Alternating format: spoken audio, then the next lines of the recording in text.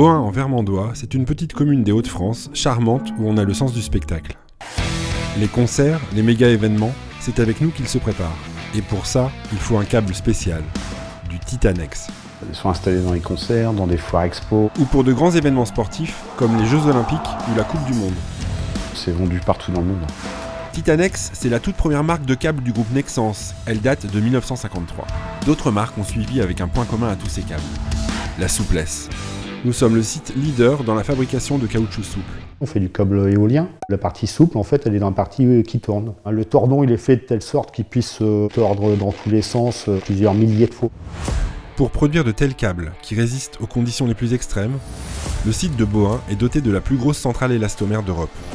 On est pas mal. On n'a pas à rougir les autres. Elle est étagée sur 6 niveaux et débite jusqu'à 64 tonnes d'élastomère par jour. Tous nos mélanges ils sont développés par le centre de recherche et développement de Bohain. On fait vert, jaune, gris, brun, bleu. Ça fait penser au chewing-gum, ouais.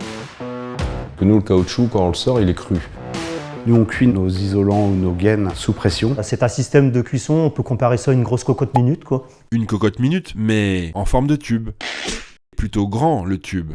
Une chose qui m'a marqué quand je suis arrivé au début, c'est qu'on m'a dit regarde un peu où le câble y passe. Quand on dit c'est pas fini, il faut aller au souterrain. Ah bon, il y a des souterrains ici?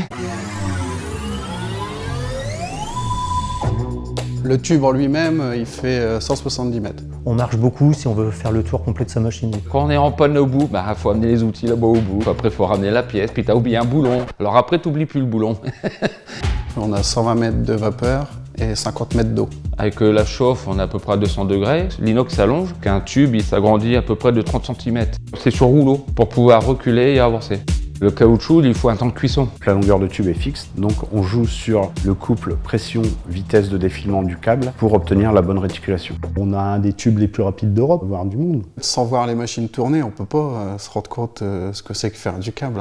Bon, moi, je suis rentré à l'époque, il y avait quand même un parc de machines conséquent. Quand je suis rentré à la maison, j'ai dit à ma femme, je sais pas si je vais y arriver. Il n'y a pas de poste facile ici, toutes les formations durent longtemps. C'est vrai qu'on a la recette, mais après, il y a la partie humaine qui sait les petites choses à faire autour, quoi. Parce que d'un câble à un autre, même si vous marquez les réglages sur un petit carnet, le coup d'après où vous le refaites, c'est plus du tout... Notre savoir-faire particulier sur les élastomères profite également à un autre site de Nexans France. On fabrique les body et covers pour doncherie. C'est pour isoler des connecteurs haute tension, en fait. Et c'est très pointilleux, on n'a pas le droit à l'erreur. Et nous, on profite du savoir-faire du site de Lens. On a le site de Lens qui nous approvisionne au niveau mèche. Donc merci aux équipes de Lens. C'est la finesse de ces brins qui feront la souplesse du câble. Les machines de toronnage et de câblage qui se trouvent ici sont pour certaines assez historiques. On a des très anciennes machines. Alors quand même pas des machines de 1917 qui marquent le début de notre activité sur ce site, d'abord dédié à du matériel agricole, avant d'être embarqué par la compagnie Thomson Houston dans l'aventure du câble. Une entreprise primée d'ailleurs dès 1889 pour son invention du compteur électrique. Bref, notre longue activité explique la présence aujourd'hui encore d'outils légendaires. La Cortinovis, elle fait partie des meubles. En 77, elle était déjà là. C'est de la bonne vieille mécanique, comme on dit.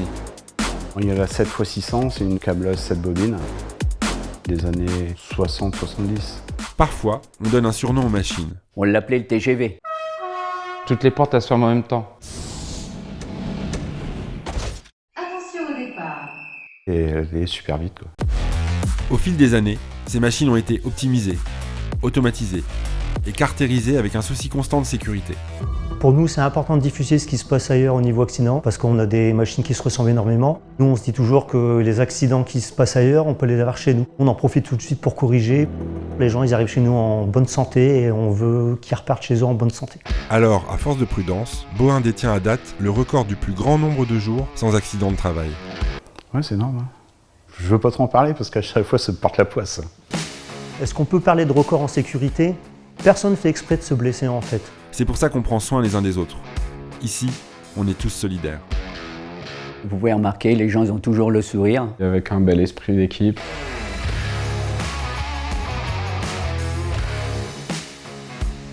Bon, c'est un gros groupe quand même, Nexans, c'est un groupe mondial. Et le fait de faire partie d'un groupe, quand on a besoin d'aide, le groupe il nous aide. Déjà avec le Covid, nous, l'événementiel a été fortement touché. On était à zéro, quoi. Tout était à l'arrêt.